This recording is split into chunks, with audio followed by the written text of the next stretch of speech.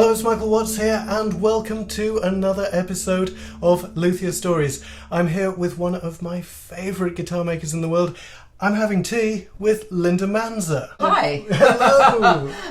Nice to see you. It's lovely to see you too, Linda. I have looked forward to this for quite some time, and thank you very much for making time in your very busy schedule. Welcome to my shop. Thank you. Yeah, this is like other workshops in the season. This is the first time I've been here, and it's a real joy to see where your guitars are created. So thank you for that, and thank you also for the delicious tea. It was beautiful. Well, made. in fact, you brought it. Well, I brought it, but you made it. It was true. fantastic. And Thank you for the gift of the tea. Here we go. We have an official group of 7 mug as well. Lauren Harris. Exactly. Obviously, there are so many things that I could talk to you about, but we'd be here for hours, and you've got guitars to make and things to do. So I would like to, I'd like you to share some stories about some of the guitarists that you have made instruments for. When we were speaking with Michael Greenfield in Montreal yesterday, he made a very good point. He was talking about the impact that your baritone guitar, played by Pat Metheny, had not just on the guitar world, but on the world of music in general. Linda Manzer crafted a baritone guitar for Pat Metheny, and when that guitar was delivered, he discovered a whole new musical planet, and he was so inspired by it, he wrote a seminal record. What's it called? One Quiet Night or One Quiet Evening, something like that, and single-handedly sparked the baritone guitar craze. How did your relationship with Pat Metheny begin? I was introduced to his music at a Joni Mitchell concert, and I didn't know who he was at all, but Jaco Pastorius was playing bass, Lyle May was playing piano. This is the Summer Lawrence tour. Yeah, right. And she stepped aside, and Pat took a step forward and started playing a solo on, I think it was Hygera, and it was one of those moments where my life transformed immediately. His music just spoke to me deep to my soul. It was quite kind of earth-shattering for me in a good way. So I sought out to find out who this guy was, and I became a huge fan of everything he had done. And then a few years later, I managed to send a note backstage to him when he played in Toronto at Convocation Hall, and his tour manager had me go backstage, and I met him, and we made an instant connection as friends. And I had an apprentice at the time, Peter Jakobsen, and we went backstage, and Danny Gottlieb was his drummer, and the 4 of us talked and arranged to go back to Pat's hotel room, and he tried all my guitars. I had a few guitars, and he ordered one, and that began a decades-long relationship I made about 1 guitar a year, and he would invent the guitars. He would come up with a concept for what he wanted it to sound like. Can you make a guitar that sounds like Charlie Hayden's bass? It's got that kind of growl. Or the Pikasso guitar, which was, can you make me a guitar with as many strings as possible? And that ended up being the 42-string, 4-necked, 2-sound hold, and that was the first wedge I did. And so the collaboration has been going on for decades. He's such an inspirational human being, besides being, an amazing musician. So. Yeah, it's been incredible to know him, and to be able to work with him is just incredible for me. So when you're asked by a musician of that stature to make a guitar with as many strings as possible, where do you start? Well, I've originally thought I was going to do them all parallel to each other, like a 6-string to a 12-string to, and I said, how wide do you want the neck to be? Because I thought, how's he going to reach all those strings? And then he said, no, I want them everywhere. And so he wanted them all crisscrossing. So I was actually influenced by Abe Wechter.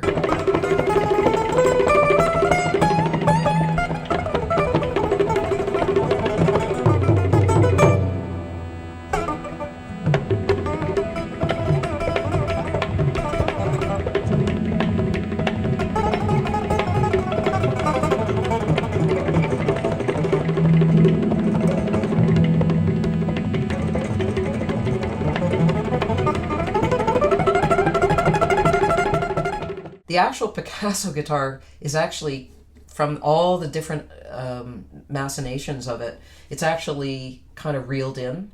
So there was some wilder stuff that I never made it to, got thrown on the cutting room floor. But we ended up with something that was ergonomically, physically possible.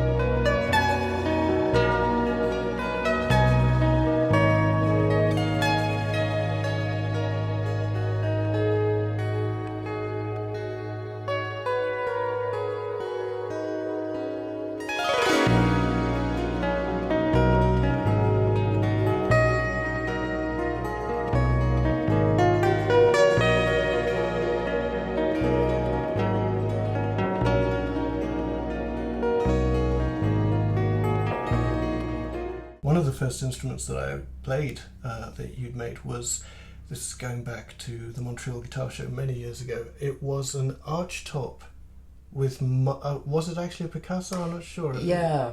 And there was a baritone neck, I seem to remember, and a fretless bit. I can't quite recall what was going on with it, but it was intense. It was a Pikasso archtop, so it was the archtop version of the Pikasso. So what I was trying to capitalize on was what happens after the bridge. So you got all these extra notes. So you got a 6-string plus another 6, and then one section I actually added sitar bridges, so it buzzed. So that's actually my own guitar. And I actually lend it. I've been lending it out to various musicians, but in particular Tony McManus has played it quite a bit. So he's kind of quite attached to it. He picked it up when I was making it. I had no customer in mind. He happened to come over, and he picked it up and instantly was able to make it sing. And I thought, wow, I think I want to lend it to him and see what he does with it. And he did. He 3 days later, he performed with it. He wrote something, which is pretty brave to walk on stage with that. Oh, yeah. When that's a pretty intense instrument.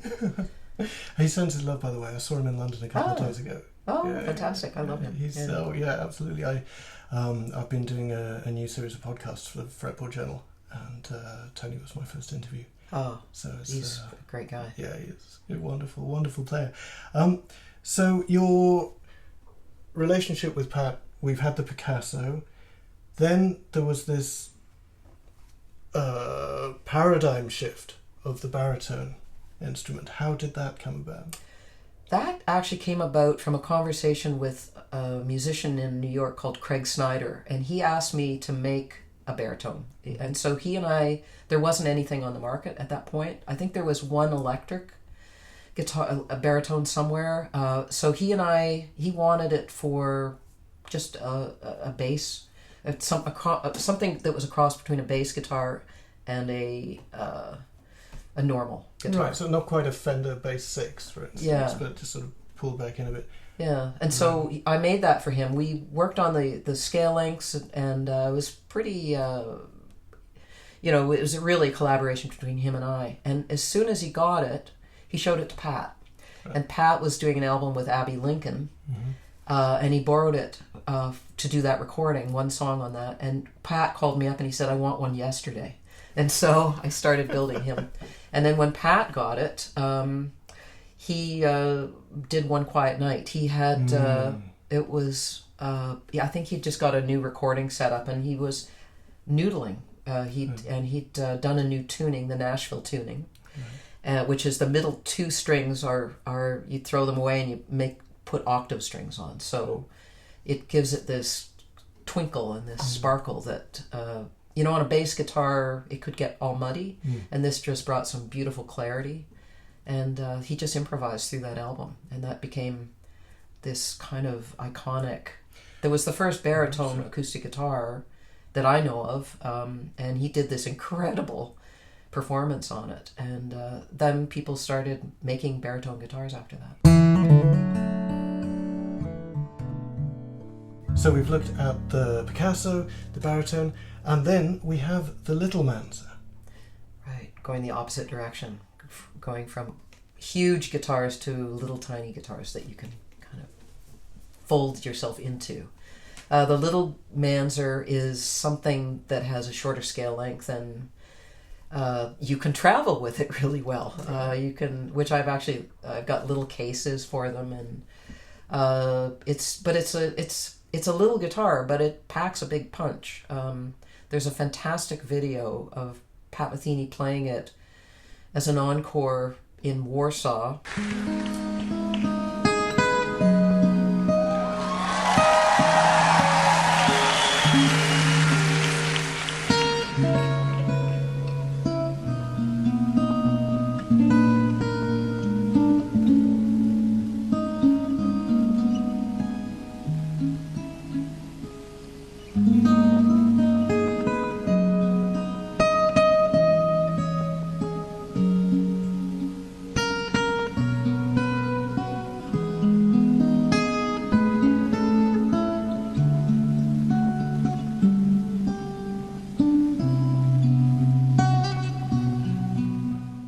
It's a very serious instrument. It's just small. Absolutely. It's kind of like taking a guitar and fretting it at the 5th fret. And then you've got all those high notes, and you can make incredible stretches because there's hardly anything there.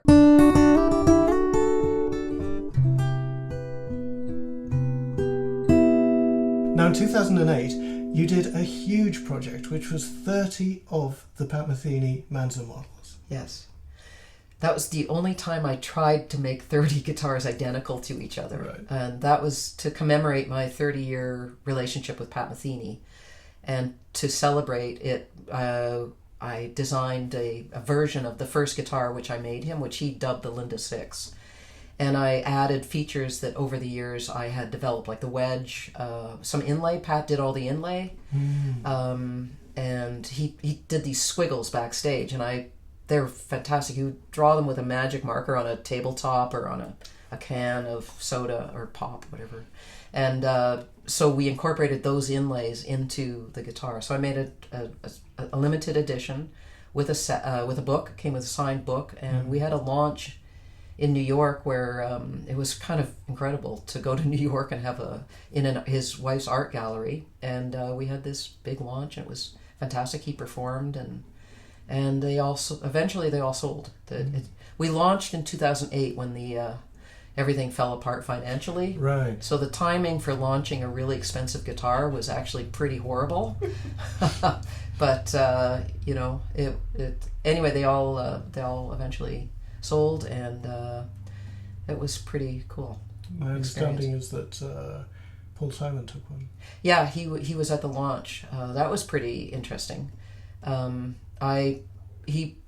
was 10 at the launch, the first 10, and he was trying to figure out which one he wanted to buy. So at one point he narrowed it down to about 4, and so I had him close his eyes and sit still, and I just took and kept swapping out the 4, so he didn't know which one was which until he picked one. It was sort of weird, kind of treating him like a puppet, like, putting it, okay, now close, okay, lift your arm, and then play a bit, and then release, and then just kept swapping them out. He was quite fun. He's a really nice guy.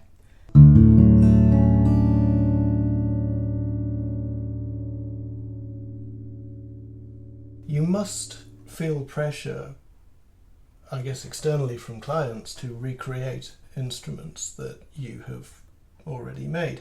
How do you deal with that? Well, usually people come to me looking for a particular sound, or they've heard a record that they like.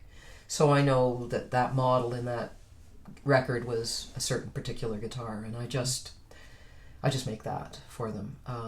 I try not to duplicate inlays, because I look at each one of those as little works of art. So I'm every guitar really is a little bit different. I actually think very rarely do I duplicate exactly what I did with the previous guitar. Also using natural raw materials, so there's always, you don't have a lot of control over. You do have a lot of control, but you don't have complete control over what it's going to sound like. So what you're trying to do is bring out the best you can of the woods you've got. And that's where you kind of use your sensitivity and your spider sense to kind of make sure that it's the best it can be. Right. It's where it gets all touchy-feely.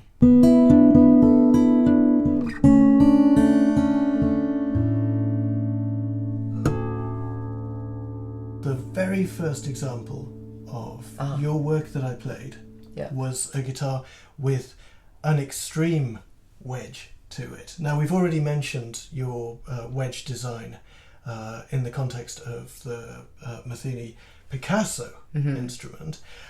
We have here a wedged rim, and I thought this was a beautiful opportunity for you to explain some of the thinking about the design, what goes into it, and what luthiers and players alike can expect to experience. Well, this came about, the original time I did this, it came about when I was designing the Pikasso guitar, which had 42 strings crisscrossing. And the idea was, I was having a conversation with Tony Duggan-Smith, who's actually, he and I were discussing this. So the idea comes from that discussion. So Tony deserves credit for, the concept of coming up with this whole thing as well. And the idea was that if you lean the top back, you could see down onto the strings, and it would make it easier for Pat to see where he was, help him navigate through all the strings crisscrossing. But the added bonus, which I didn't expect, was it was actually physically more comfortable because it squeezes it under your arm and it widens it on your knee. So that was the bonus. And also you couldn't see it. It was surprise. You fool your friends. There's no wedge. Also, at the time, it was incredibly controversial to mess around with the body shape of a guitar. So I actually didn't tell people for years I was doing it because I was afraid I would get drummed out of Luthier school. I thought I would be ostracized for having done this blasphemous thing, which ended up catching on. So the idea is you squeeze it on the part on your arm right here, and you widen it here, and it pivots on the middle. So what happens is the internal air volume, in theory, should be identical. It's because you've widened it, you've removed and widened it. And from what I can tell, it doesn't make any difference acoustically to the instrument because of that. I mean, I'm sure I wouldn't know how to measure to compare, but I haven't noticed any deterioration or improvement particularly. So I'd say it's kind of acoustically neutral, but a lot of people have used it because as a lot of people are getting older, they don't want to reach over, and you can just keep your arm. Also, the point where your arm can sit on the pointy part of the guitar and pinch the nerve, there's less chance of that happening because you've lessened that angle. My first guitar from Jason Costle featured the design, and I found it absolutely crucial because it was a modified dreadnought. And that's a big guitar. That's a big guitar, yeah. Yeah, so this now feels a lot more like an SJ or a triple O, let's say. It's a lot friendlier. I've also found that there is a little bit more visibility especially on the left hand. Because that slight incline of the front of the instrument, and I'm often asked whether or not that leads also to a bigger break in the wrist, but I haven't found that. Yeah, people ask me that same thing, and I don't think it makes a lot of difference because you can shift your body around a little bit. If that's the case, you could just bend everything slightly. Yeah, exactly. I mean, one of my major things with students is telling them that they need to control the instrument. You're not just playing it, but sometimes you really have to sort of handle it and reposition it for certain stretches, for certain patterns.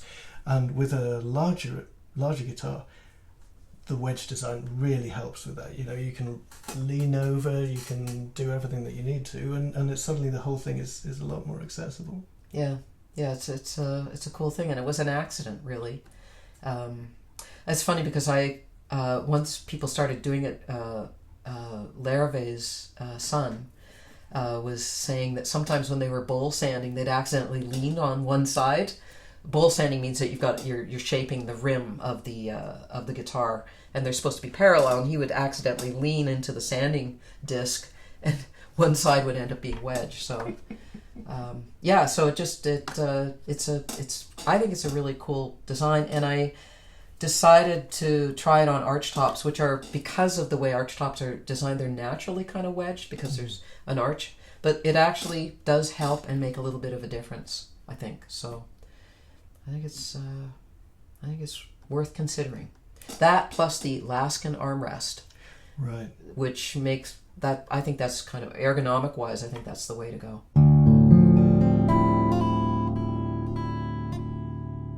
Carlos Santana, the guitar I made for him was actually a present to him from his drummer, Graham Lear, and his wife, Sandy Lear. And they surprised him with it the Christmas of 1984, 83. And I made the guitar, and I had an inlay of his name. His spiritual name was Devadeep. And I put what did I put in it? An Om symbol. I went to I think he was into a particular religion, and I went to the temple and researched what the symbols were, which was, it turned out to be an Om symbol. And I made that, and it was given to him as a Christmas present. But because I was terrified, because it's Carlos Santana, I wanted to make sure it had been broken in a little bit before he got it, because guitars are very stiff when you first get them, and I wanted it to make as good a first impression as possible. So it was around Christmas time, and the people I was sharing a house with had they were blasting John Denver Christmas music. So I put it on a stand in front of the speakers with John Denver music playing for day after day after day until I shipped it. And I always think that if there was a John Denver influence in Santana's music around that time, I'd like to take credit for that.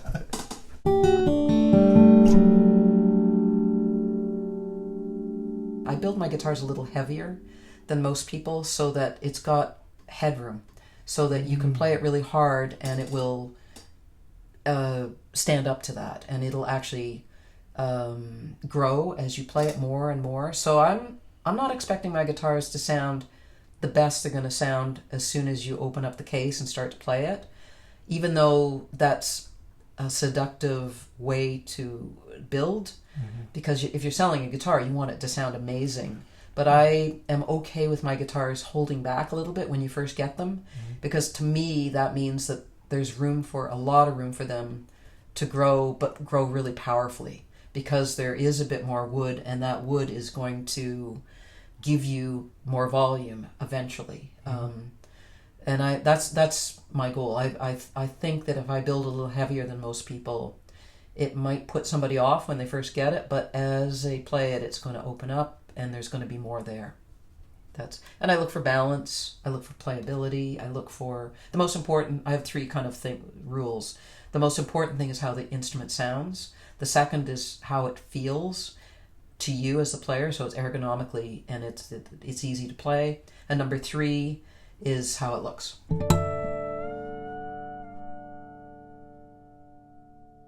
Guitar making has become increasingly visible as a way of life. You cannot swing a cat without hitting a guitar maker in the room. Is another way of putting it. Yeah. What advice would you have, Linda, for this next generation of guitar luthiers? I would say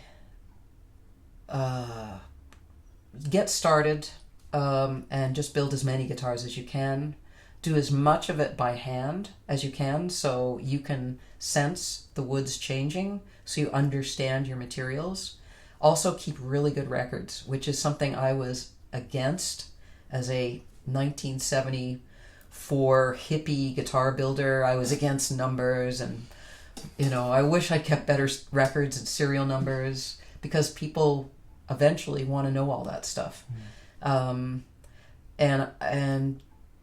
Just I think the idea is just follow your passion. There's going to be a lot more competition, and if you have a particular area that is your fascination, go in that direction. A good example is when I was an apprentice with Larrivee, the original apprentices, which later became the group of 7 guitar builders at the McMichael. All of us started out building very similar guitars to Jean-Claude Larrivee, because we all were his apprentices for years. But each one of us had our own direction that we went in, that our own audience of players. And at the beginning, we were all sort of competing with each other directly, but I found something I was personally more passionate about, that's the direction I went in. And Gritlaskin had a slightly different direction. And then eventually our guitars became quite different, and we had our own identity. And that's what you're looking for. The first few years as a builder, you're going to be copying everybody else. But at some point, there's going to be something that resonates with you, that excites you. And that's what you should be building. You're going to make tons of mistakes. I still make tons of mistakes, but you learn from them, and hopefully you only make them once.